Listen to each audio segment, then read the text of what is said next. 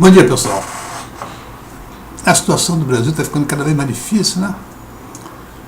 Houve uma certa esperança no início do governo Temer, porque não por ele, porque estava sendo jogado para fora o pior governo que já houve nos últimos 100 anos, e foi a Dilma Rousseff.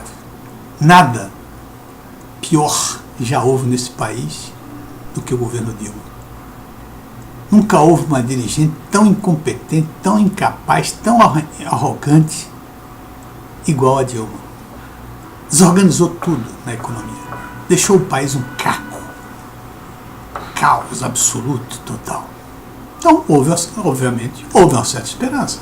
Porque o Michel Temer, pelo menos do ponto de vista político, ele poderia trazer, e como trouxe uma certa estabilidade política ao país.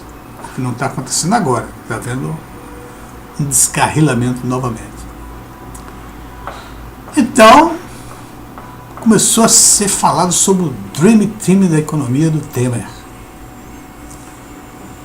E eu ficava olhando qual era o Dream Team e analisando cada pessoa. Primeiro, era o próprio Temer, é o próprio Meirelles. Eu não sei por que Meirelles estava tão insensado como o homem salvador da pátria, da economia brasileira.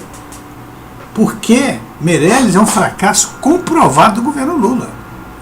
Vocês não devem deixar de perceber e de notar que o governo Lula, no período de 2003 a 2010, cujo presidente do Banco Central era o Meirelles, foi um período áureo da economia mundial. Nunca houve na economia mundial um período tão próspero quanto esse. E, no entanto, o que o Brasil apresentou? Primeiro nós vamos olhar o seguinte: os países BRICS, tirando o Brasil, que pertence aos BRICS, nesse mesmo período de 2003 a 2010, cresceram acima de 10,5% em média anual. Os países emergentes, nos quais o Brasil se inclui, cresceu em média 6,5% nesse mesmo período. A América Latina cresceu 4,9%. O Brasil, no período Lula, cresceu 4% em média ao ano. O que isso significa? Significa que o Brasil foi um dos países que apresentou a menor taxa de crescimento. A maior taxa de crescimento nesse período. Ora, se num período áureo da economia mundial o Brasil não consegue fazer nada, o que a gente espera que o Brasil vai acontecer? O presidente do Banco Central, o senhor Meirelles, comandou o Banco Central naquela época. O Banco Central conseguiu fazer reservas de 370 bilhões de reservas. Mas a habilidade do Meirelles, a habilidade do governo Lula, não. É um processo natural da economia mundial, que estava num processo de prosperidade tão grande. A China comprava todas as commodities que existiam no mundo. Como o Brasil tinha commodities para vender, vendeu e colocou esse dinheiro em reservas.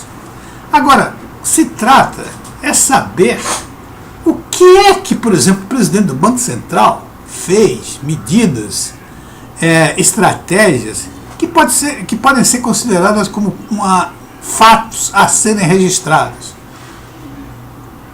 Não tem um só fato, ou ato, ou ação do Meirelles como presidente do Banco Central com 370 bilhões de reservas que fizesse alguma coisa que poderia ser copiado, poderia ser mantido nos próximos anos como sustentável. Não aconteceu nada.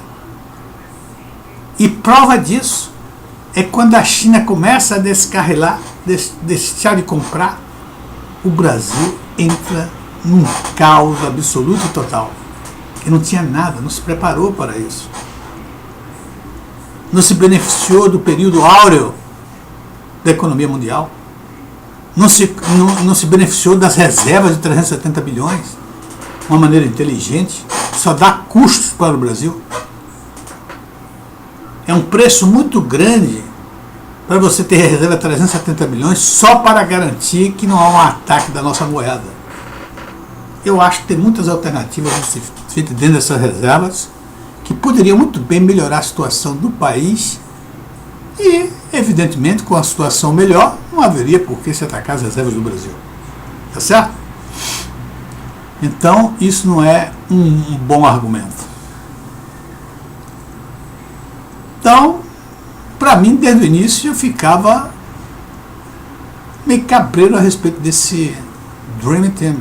Outra pessoa que foi incorporada ao Dream Team foi o Mansueto Almeida, especialistas em contas públicas. Mas ele é especialista, que eu saiba, pelas entrevistas todas que ele tem dado, em despesas, só em despesas. Ele não sabe o que é receita. Porque toda vez que se fala com ele a respeito da despesa, cortar a despesa, etc. tal, ele diz, olha, se não der para cortar as despesas, vai ter que aumentar o imposto de renda. O Meirelles também é a mesma coisa. E é a mesma coisa, fala isso o tempo todo, de aumentar, como aumentar imposto de renda com 35% de carga no Brasil. Aí, como não se consegue cortar despesas com facilidade, é lógico que não se consegue, porque fere os interesses, muitos interesses, se optou pelo congelamento das despesas. Um negócio que não se compreende. Se eu tenho receitas, menos despesas, menos gastos, o gasto é composto com despesas e com investimento. E está previsto um déficit de 170 bilhões esse ano. No próximo ano, se tudo for congelado, 170 bilhões. E isso tudo só acontecerá se a receita não cair. Se a receita cair, o déficit vai lá para cima. Não há uma ideia de se cortar as despesas que realmente devem ser cortadas, como essas despesas administrativas do governo, da administração pública, esses salários absurdos que estão sendo pagos, e trazer esse corte. Não é tirar o corte, simplesmente acabar com o corte. Não, que o Brasil está numa situação de recessão, tem que pegar esse corte e trazer e jogar investimentos. E investir mais ainda. Vamos vender ativos para investir. Vamos vender ativo que não é necessário para o governo. E transformar o resultado da venda desses ativos num investimento produtivo que venha trazer crescimento para a economia. É isso que tem que ser feito, esse trabalho. Não, se trabalha somente pelo congelamento das despesas, porque isso politicamente não vai dar trabalho nenhum. Congelar despesas no nível que está. Receita que é bom, ninguém nem fala. E por último agora, vem o presidente do Banco Central, o senhor Ilan Goldfein, e está descendo as taxas de juros do Brasil em conta-gotas, igual aos Estados Unidos. 0,25 lá, 0,25 aqui. Mas vem cá. O que representa 0,25 dentro desse 14,75 que era, depois agora é 13,75? O que representa isso? É muito pouco para ser reduzido. Um país que está com 12 milhões de desempregados. Um país que cai, que a recessão é brutal. 3,8%, com previsão de crescimento baixíssimo, até a gente pensando já em recessão no próximo ano, e vai se baixar 0,25%.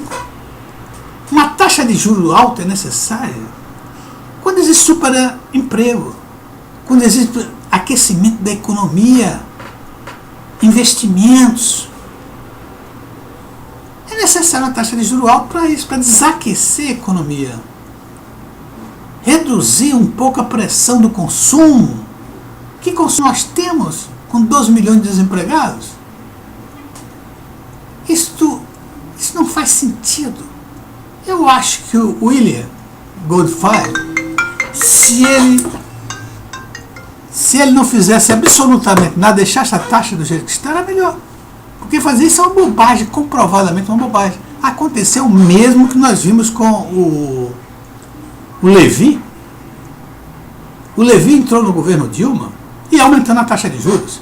E eu aqui dizendo, vai aumentar a taxa de juros, vai aumentar a inflação, e não deu outra. Toda vez que aumentou a taxa de juros, aumentou a inflação. E esse nosso amigo aqui agora, aí vem dar um corte substancial na taxa de juros, não, 0,25. O que isso adianta? desemprego absoluto total dos 12 milhões de pessoas desempregadas, consumo lá embaixo, recessão. Para que uma taxa de juros tão alta? Esse Dream Team do Temer, ou do Meirelles, que foi chamado assim, se tornou um Nightmare Team. Para mim, desde o início, eu já desconfiava disso. Já fiz vídeos aí mandando o Meirelles calar a boca e passar a trabalhar, porque ele só faz falar. Queremos ver ação, tirar o país dessa coisa que está. Fica todo mundo esperando a aprovação do teto. Vem cá, o trabalho de aprovação do teto já foi feito. O trabalho para mostrar que preciso ter o teto já foi feito. Então vamos trabalhar em outras coisas. Ficar agora aguardando que o Congresso diga assim, olha, foi tudo aprovado, para poder começar a trabalhar. Vamos trabalhar antes, Meirelles. Aliás, eu acho que Meirelles começou a ser fritado hoje. Saiu no jornal que o Temer vai falar com o Armínio Fraga. Considerar o Armínio Fraga como uma pessoa dentro da equipe econômica. Ok, pessoal, eu espero que haja alguma mudança, porque a coisa está feia. Um grande abraço e até a próxima.